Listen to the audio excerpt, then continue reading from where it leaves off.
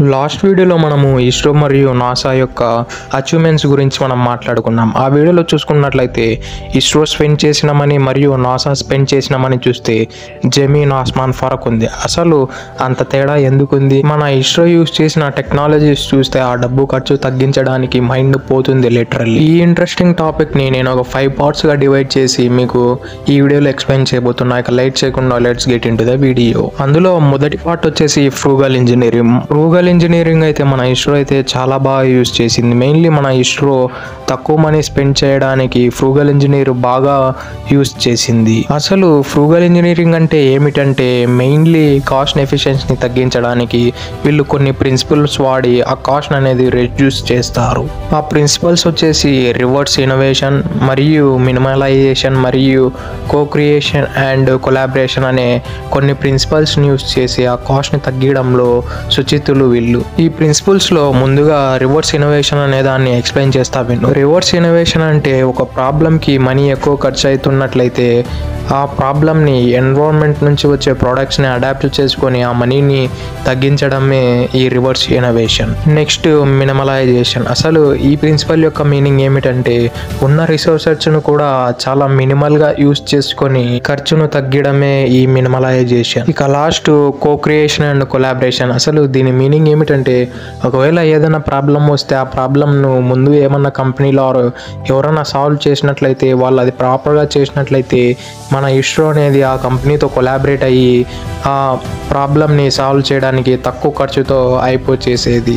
Frugal ఇంజనీర్కి best example ఏమిటంటే Tata nano. అసలు ఈ కారు ఎన్ని కష్టాలు పడిందంటే అన్ని కష్టాలు పడింది. మెయిన్లీ ఇది లాంచ్ కావడానికి ముఖ్య పాత్ర పోషించింది ఫ్రూగల్ ఇంజనీర్స్ వల్లే. ఇక ఈ సోర్స్ అయితే మన ఇస్రో అయితే బీభత్సంగా యూజ్ చేసుకుంది. ఇక వేరాజ్ మన నాసా విషయానికి వస్తే ఈ సోర్సెస్ అనేవి అసలు చాలా బాగా ఉపయోగించుకోలేదు. నాసా ఒక రాకెట్ని లాంచ్ చేసే ముందు చాలా వరకు చాలా టెస్టులు ప్రకటించి నాసా ఎప్పుడు అప్ టు డేట్ ఉండాలని చాలా వరకు డెవలప్మెంట్ చేసేది. కాబట్టి ఈ ఫ్రూగల్ ఇంజనీర్ అనే వాళ్ళు వీళ్ళు ఎక్కువగా ఉపయోగించుకునేవారు కాదు. ఇక దీంతో సెకండ్ పార్ట్ వచ్చేసి లేబర్ కాస్ట్. మెయిన్లీ ఇస్రో అయితే మన ఇండియాలో అయితే లో కాస్ట్లోనే హైలీ స్కిల్డ్ ఇంజనీర్స్ సైంటిస్టులు దొరుకుతారు కంపేరింగ్ టు అమెరికా. ఇక కంపారిజన్ చేసుకున్నట్లయితే మన ఇండియాలో యావరేజ్ బిగినింగ్ ఇంజనీర్కి వచ్చేసి 6 lakhs శాలరీతో వస్తారు. అదే ఒక స్పెషలిస్ట్ అయితే 37 lakhs per annumతో వస్తారు. ఒకవేళ సైంటిస్టులు అయితే యావరేజ్గా ఇనీషియల్ డేస్లలో అయితే అతడు కేవలం 10 lakhs per annum వస్తాడు. ఒకవేళ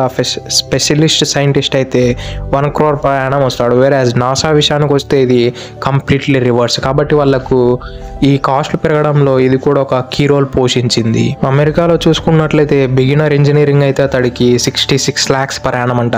స్పెషలిస్ట్ అయితే అతడికి 1 crore per annum. అలానే యావరేజ్ సైంటిస్ట్కి వచ్చేసి 91 lakhs per annum. అలానే స్పెషలిస్ట్ సైంటిస్ట్కి వచ్చేసి 1.32 crores per annum అంట. అందుకే ఇది అనేది చాలా వరకు డిఫరెన్స్ చూపిస్తుంది. వేరాజ్ మనకు 6 lakhs ఎక్కడ 66 lakhs ఎక్కడ యావరేజ్ ఇంజనీర్కి. ఈ లేబర్ కాస్ట్ అయితే నాసా పైన అయితే బలంగా ఇంపాక్ట్ చూపించింది. ఇక part 3 out sourcing and indigenous products.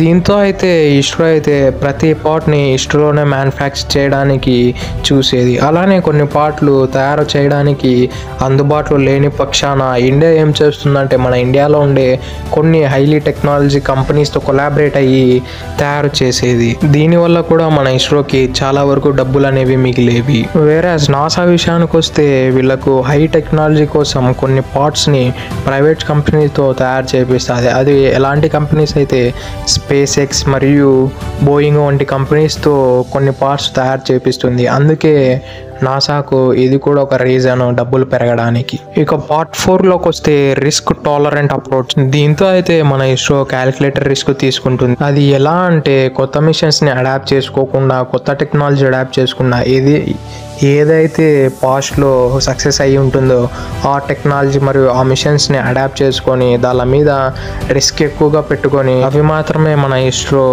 తీసుకునేది యూజ్ చేసేది. అందుకే మన ఇస్రోకి ఇక్కడ కూడా కొత్త నాలెడ్జ్ని డెవలప్ చేయడానికి కొంచెం ఖర్చు అనేది రెడ్యూస్ అయ్యేది.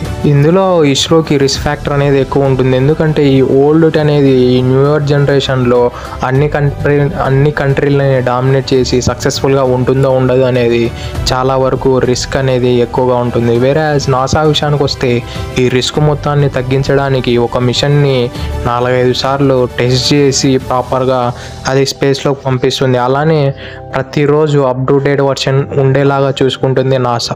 Part number 5 scale of operations. ఇక ఈ పార్ట్లో ఇస్రో విషయానికి వస్తే ఇస్రోకి అయితే చాలా వరకు ఫండ్స్ తక్కువ వచ్చేవి. అందుకే ఇస్రో ఓన్లీ స్మాలర్ స్కేల్ పైనే ఎక్కువగా ఫోకస్ చేసేది. అందుకే ఇస్రో చిన్న చిన్న శాటిలైట్స్ పేలోడ్స్ మాత్రమే ఇనిషియల్లీ లాంచ్ చేసేది. వేరే ఇప్పుడు విషయానికి వస్తే మన నరేంద్ర మోడీ అయితే ఇస్రోకి అయితే బీభత్సంగా అమౌంట్ ఇస్తున్నాడంట. ఆ అమౌంట్ని మన ఇస్రో స్పెండ్ చేయలేక అది రిటర్న్ పంపిస్తుందంట. ఇదంతా రీసెంట్గా ఇస్రో చైర్మన్ గారు ఒక ఇంటర్వ్యూలో చెప్పుకొచ్చారు. వేరే నాసా విషయానికి వస్తే నాసాకైతే ఇనిషియల్ నుంచి వాళ్ళకైతే ఫండ్స్ అనేవి చాలా బీభత్సంగా వచ్చేవి. అందుకే వాళ్ళు ఏం చేసేవారంటే ఒక రాకెట్ని 4-5 సార్లు టెస్ట్ చేసేవారు. అలానే ఆ రాకెట్ స్పేస్లోకి వెళ్ళిన తర్వాత కూడా ఆ రాకెట్ కొన్ని 10 లేదా 20 ఏళ్ళు కంటిన్యూస్గా రన్ అయ్యేలాగా కింది నుంచే వాళ్ళు ఆపరేట్ చేసేలాగా కొంచెం హై టెక్నాలజీని యూజ్ చేసేవారు.